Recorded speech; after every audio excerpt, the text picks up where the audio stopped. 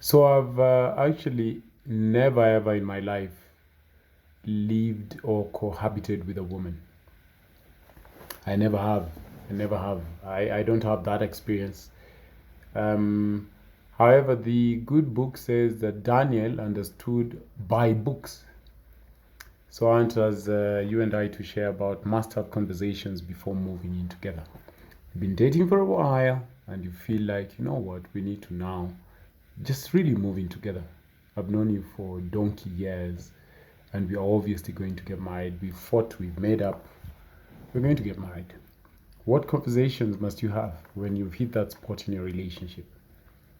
I know friends of mine who've been married for, or rather cohabited for years with different women.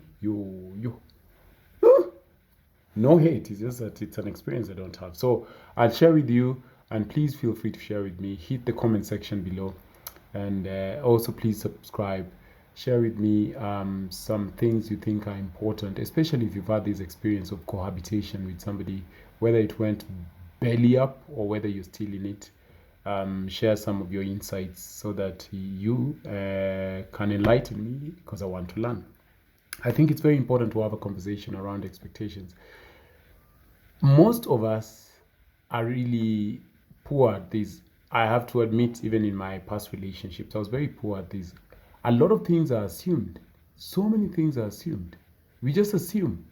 And then we rarely speak about things that are important to us. So we just assume this is, she or he knows that this is what I want, and they're going to do that. Then when they don't do it, you're like, what? Why are you not doing what I assumed you're going to do? So I think you need to have a conversation, an in-depth conversation about expectations. Is the move towards a larger goal such as marriage? After we move in together, are we looking at ever getting married, or this is it? All right. If we are planning and have thought about marriage, how long after we cohabit are we getting married? Is it 6 months, a year, or forever and ever? Talk about that. It's important. All right. What might change after the move? Will you be expected home earlier? Perhaps. All right. Maybe they can't fall asleep without you. So they'll be like, oh, by the way, you have to be home nowadays. I know when you're staying alone, you used to go home anytime. But now I really would need you here by 7, Timothy, because you know I'm scared. This house is dark. Talk about expectations, about the time they should expect you back at home. Who will do the chores? Who will cook meals regularly?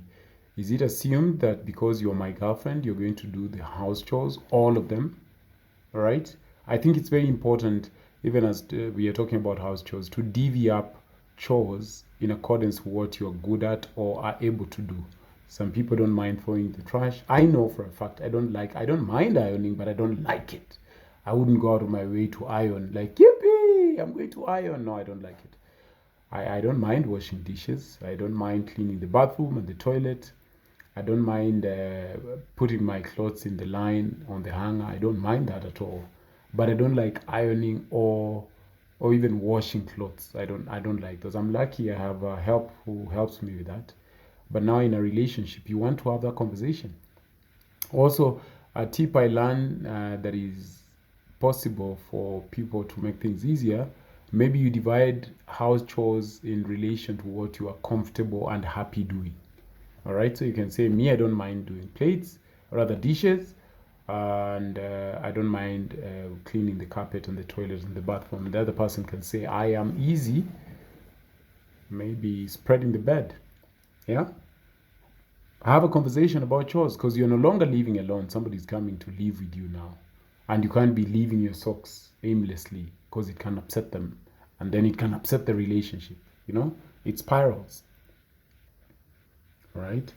When you think about cohabitation relationships, the non-spousal relationship breakup, I feel it is in the top tier of breakups. Not that any heartache is less severe, but I feel like when people see William and Agnes live together, there is always an immediate assumption that you're going to get married. So when that doesn't happen, guys are like, and then it hurts you. It would hurt you because you have all these things planned up. You are used to sleeping with somebody, you're used to their warmth, then now it ends. It's almost like divorce, only without a marriage. So I think it's a decision that you don't want to take lightly. At least in my mind, I feel somebody somebody needs to take it a bit seriously. This is important. I think discuss your individual financial situations, from outstanding debts, incomes, expenses. All right, it's important. Who do you owe? Who do you owe? Who do you owe, Mary? Do you owe somebody money? Could we be sleeping here watching TV and somebody knocks here with a demand letter? Have that conversation and be open and honest about it. Yes, I owe help. I've never paid for my tuition.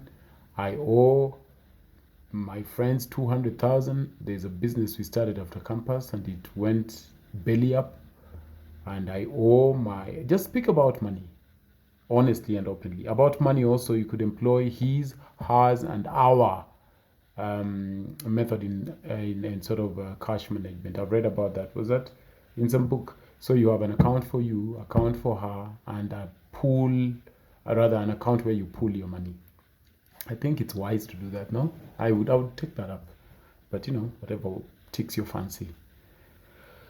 Agree on an amount. Agree on an amount that you wouldn't make purchase of without discussing with each other. I've read that there are couples who have a cap at 50,000. Nothing after 50,000 can be spent without running it by your significant other. Just so you're transparent, and I think that's a good thing. You can keep your cap to 1 million. Prepare for the good, the bad, and the ugly. I keep saying this. When you're going through a good time, think about the bad times. Because life is just that. Time and change are the only constants in life. Yes, you can be laughing now and it's so warm and it feels bright, and then she or he can decide to leave you. There's that once I was out with this woman and then we had a good time. Then the next 2 weeks later, she texted me and said, I need to tell you something. And then we went to some restaurant and she ended the relationship. C'est la vie. It's life. That's what happens in real life. People leave you. And she plainly told me she had found somebody else. So I've met someone and I do want you to hear it from someone else. Oh my goodness me. So yes, prepare for the good, the bad, and the ugly. The upside of cohabiting would be warmth, good meals, a very romantic, supportive partner, probably tidy, very nice guy, cool, gentle, security, companionship, all those good stuff. The downside, however, could be like maybe he snores like a bear. All right? Prepare for all the scenarios. Preparing for all the scenarios will mentally help you compromise through tough situations. All right? So you'll know. I love these so much. Have a plan for a possible breakup. Why? Because cohabitation doesn't quite have a legal protection. It's not quite defined by law. You see, so you go to court and say, I need my fridge and my couch back. And then you'll say, I bought it, the receipt is in my name. Why? Because that time you are depositing cash into his account. You are so deeply in love. You knew there was no way this relationship is ending. And now he just says, Your Honor, these are my things. This woman is mad. Then the court decides that, okay, you do a split. Split on something you know full and well that your charmer bought you that couch and that fridge because you used to sleep on a thin mattress like this. But now how will you prove it? Have a conversation about distribution of assets in the event of a breakup. When we end this, Philip, now that you don't want to talk about marriage, do we have a written document now about what's going to happen supposing this thing does not work? All right? Supposing it doesn't work, what happens? I think it's an important conversation to have. What do you think? Yeah? As I said, I don't have this experience. You can share with me your mind. My name is Eric. The other one is Omonde. Not Omonde, Omondi. Please hit my comment section with your mind about the conversation. Also, let me know what you think and share your experiences so that I can learn from you as well. All right? We want to be better together. Have a lovely day. Bye.